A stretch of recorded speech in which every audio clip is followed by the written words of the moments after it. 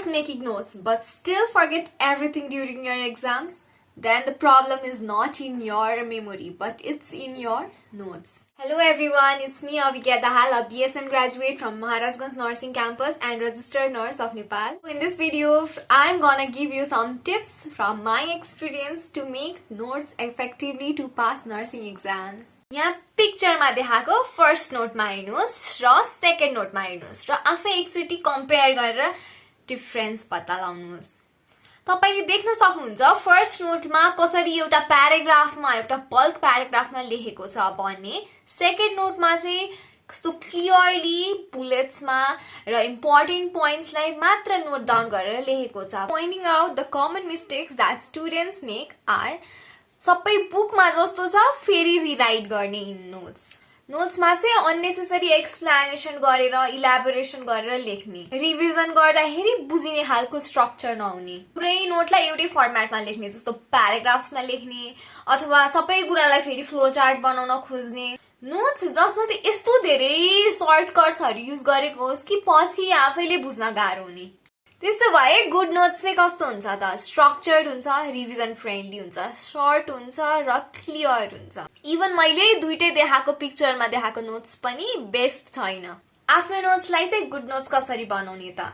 1. तपाईहरुले flow notes बनाउन सक्नुहुन्छ फर प्याथोफिजियोलोजी, डिजिज प्रोसेसेसको लागि, like the one shown in this picture.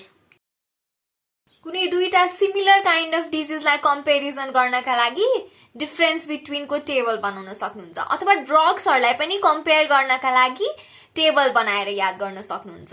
अनि कति कुरा त नेमोनिक्सबाटै सम्झिन सकिन्छ।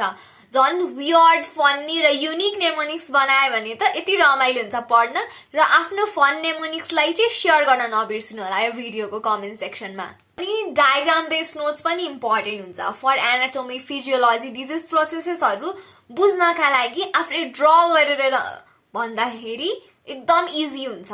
अनि एक्जाममा पनि यसरी नै लेख्न चाहिँ नबिर्सिनु है, फेरि आफ्नो नोट्समा मात्र सीमित राख्ने चाहिँ नगर्नु। एक्जाममा पनि हाइलाइट गर्नका लागि डायग्राम बनाउनु एकदमै इम्पोर्टेन्ट हुन्छ।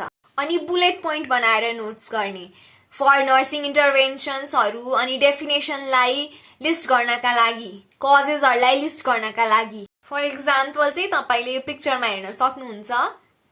So if you don't know how to actually make notes, then I will tell you an easiest trick. सुरुमा पहिलोचोटि पढ्दाखेरि कहिले पनि नोट्स नबनाउनुहोस्। एकचोटि आफूले नोट बनाउन लागेको कुरालाई थोरोली बुक्सबाट पढिसक्नुहोस् वा इन्टरनेटको युज गर्न लाग्नु भएको छ भने त्यहाँबाट पनि आर्टिकल्सहरू मजाले पढ्नुहोस्। त्यो बुझे जस्तो लागेपछि बल्ल आफ्नो एउटा कपी लिनुहोस् र त्यो ठाउँ त्यो कुराहरूलाई नहेरिकन आफूले जे बुझ्नु भएको छ त्यहाँ लेख्नुहोस्। केही कुरा छुटे जस्तो लाग्यो, यो त इम्पोर्टेन्ट थियो तर मैले बिर्सेँ भने जस्तो लाग्यो भने अहिले त्यहाँ स्पेस छोड्नुहोस्, 2-3 लाइन छोड्नुहोस् अनि फेरि पछि गएर हेरेर सम्झेर लेख्नु होला। अनि आफूले बुझ्न सक्ने शब्दहरूलाई चाहिँ छोटकरीमा बनाएर लेख्न पनि सक्नुहुन्छ।